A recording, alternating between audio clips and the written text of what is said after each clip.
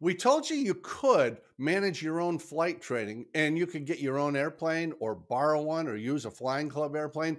But today we're going to tell you how to do that. Specifically, what tools are available that allow you to manage your own flight training to make it shorter in duration and less expensive. Matt, we recently did an episode on taking control of your own flight training. We kind of called it DIY flight training because it's possible. But let's do a little bit of a follow-up on that, on how you actually go about it. What are the tools that the average person can use to really take control of their flight training to get the most out of it, compress the time so it's quicker, and of course, the less time it takes, the less expensive it is. No joke. Not only chronologically does it take less time, especially if you can fly a lot, but boy, you'll save some money. Yeah. And one of my favorite books to start with is The Pilot's Handbook of Aeronautical Knowledge. And we commonly call this the PHAK. It's available from the FAA. You can buy it as a published book, like that one right there. Like that one. Or you can download it for free as a PDF. And, I've always told people, read that in any order you want. It's a reference book. Just read anything. What's your thought on the PHAK? Yeah, I know, since you have it right there. Yes, I did. Well, I was preparing, but believe it or not, I actually prepared for this one. So, okay. No, there are a ton of online resources that are they're FAA publications, and believe it or not, they're really good. People associate things with the government with not so great, but this stuff is really good. You mentioned the PHAK, and I just happen to have another one here, the good old Airplane Flying Handbook. Excellent. Now, I chose to actually buy these in printed form, but you can download them from the FAA's website free of charge. Now, they're big books, but you can download those things free of charge, and they're searchable through the various chapters and things like that. If you're studying instruments, happen to have another one here, the Instrument Flying Handbook. As I told you, I prepared for this one. I'm very impressed. And again, these are all free, and they're all really, really good. And there are other government publications just like that. There's government publications for flight instructors to prep for your check ride. There are government publications for weather and fundamentals of instruction and all kinds of other really good government resources, and they're free with a capital F if you want to download them. And those really are good. They've upgraded the graphics on those. They're not what they look like when you and I started. It was just these muddy black and white pictures that were kind of tough to read. Right. Those things are really good. And the reason I say you can read it in any order you want, it's broken up into topics. So if you're looking for signage and markings on airports, there's a section on that. If you're looking for structures of aircraft, there's a section on that. Yeah. But one of the things that I think is less known about those, and one of the reasons why I really like them, very often the knowledge test itself, the written test we have to take to qualify for most certificates and ratings, the questions and answers are taken directly from those books. They'll often list the question will be the first half of a sentence and the answer will be the second half. So those books are written by the FAA, the same people who write and grade the test. So you're studying right at the knee of the master when you read those books. And it's even better than that, Jamie, because if again, I prepared for this. If you happen to have an ACS, which has everything in there that you have to know for the various check rides that you're likely to take. Now, we're still using the PTS for a few things, but the majority of stuff is on the ACS now, the Airman Certification Standards. If you look inside that book, you'll see, for example, that's kind of what just a random inside of the book looks like. But at the top of the page, underneath that black stripe, the source of all of the things that follow are listed right there. For example, it'll list the FAA book number. For example, the instrument book is FAA H as in hotel 8083-16B. Yeah, it's a government number. But they don't use titles. They use reference numbers. That took me a while to get used to early on. Yeah, but what the heck is that? Right, but they list that, and if something comes out of AIM, they list that. If something comes out of the FARs, they list what part it comes out of. So if you have the ACS with you, and they're color coded, this is commercial, the blue is private, the red is instrument.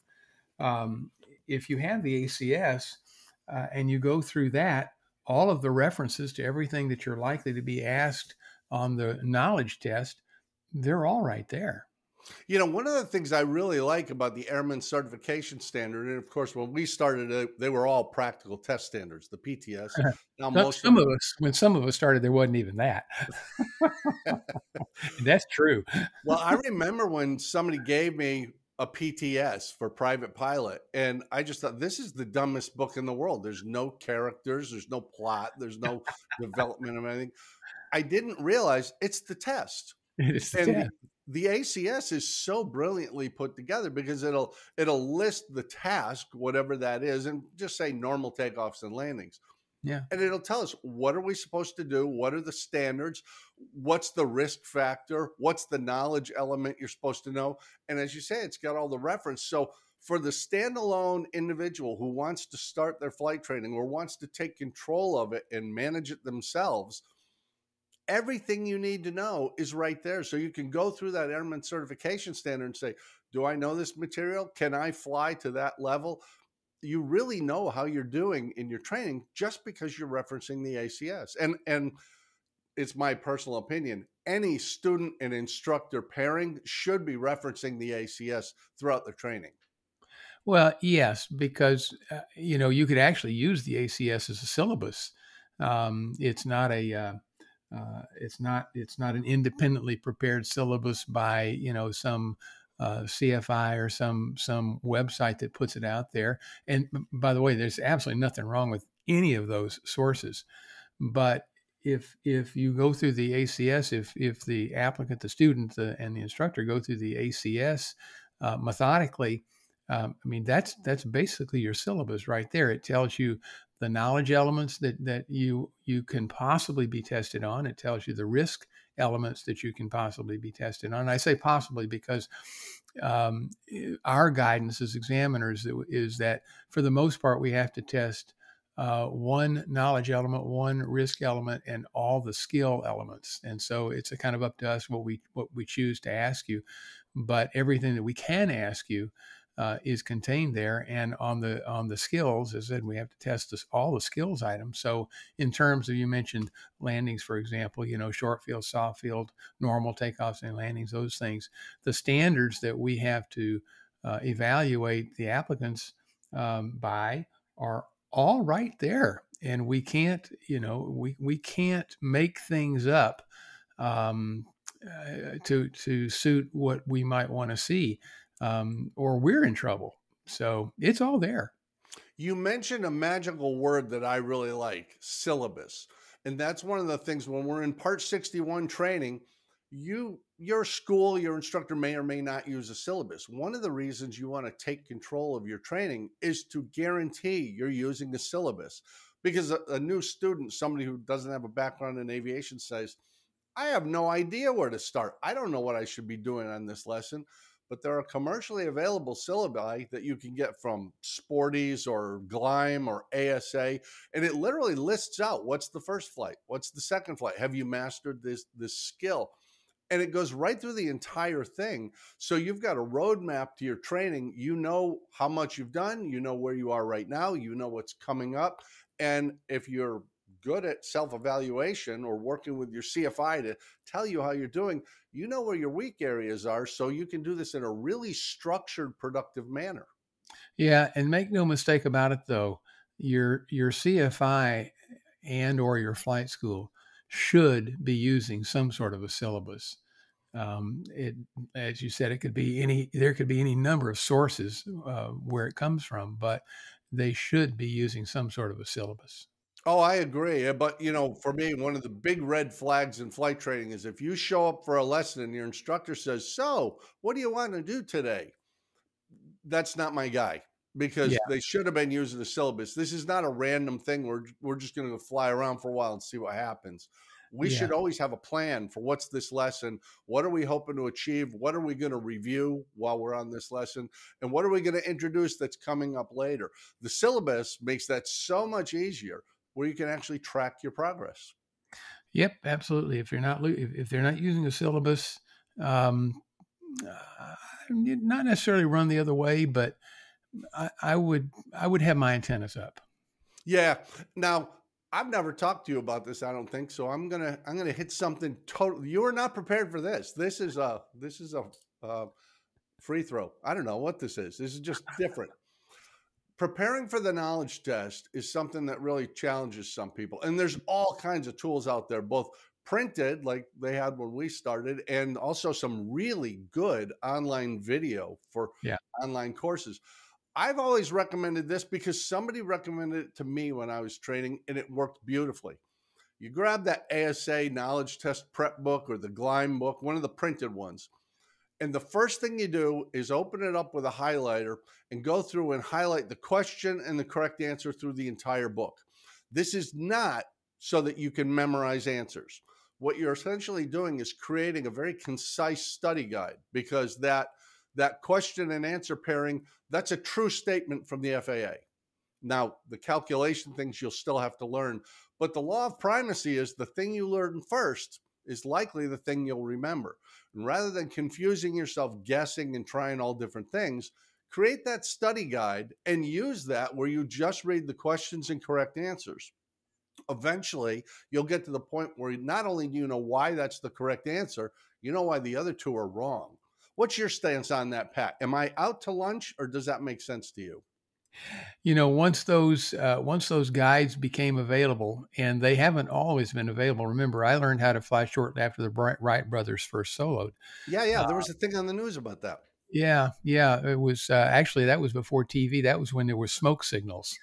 Um, but uh, really, I didn't have any of that kind of stuff when I was studying for my private and even my commercial.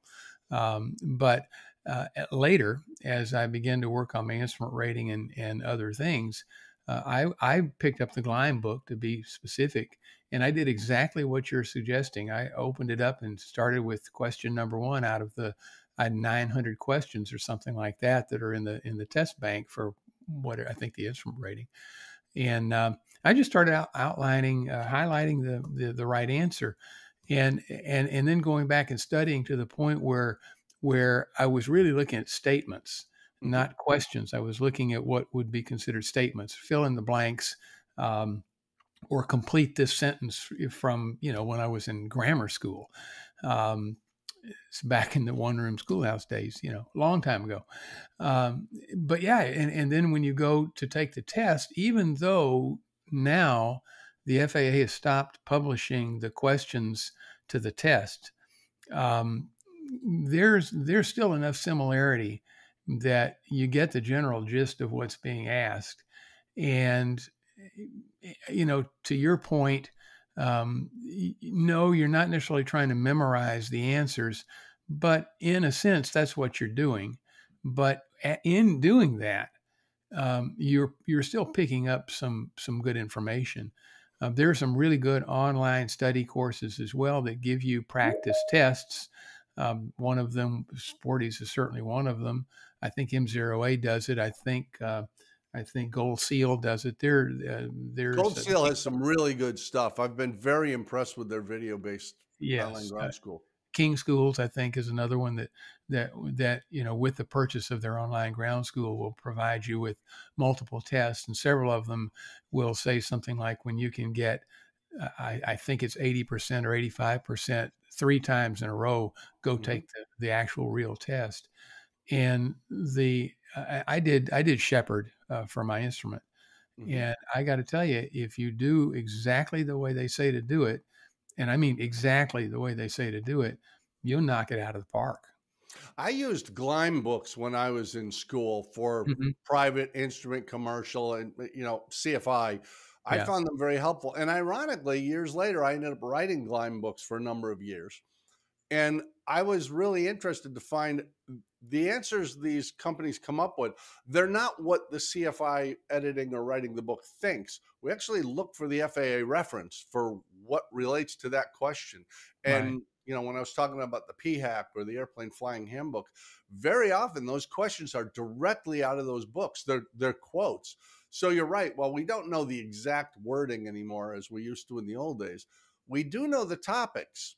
And you can go to those books and find the information. So those are really, really accurate books. And if you study out of those, you'll be in good shape. And of course, the benefit of the online courses, whether it's text-based or video-based, they'll give you your sign off to take the knowledge test. You're You sure exactly will. right. If you can do the practice test and get a high enough score, and passing for the FAA is 70, usually passing for the online courses is 80. But if you can do that, they'll send you your sign off and you're good to go. Go take the knowledge test. Yep, absolutely. One thing about the knowledge test is that, and I think this is it's true for the private pilot. I'm not sure about the commercial and instrument tests. Is that currently the FAA is trying out some new questions to add to the knowledge test.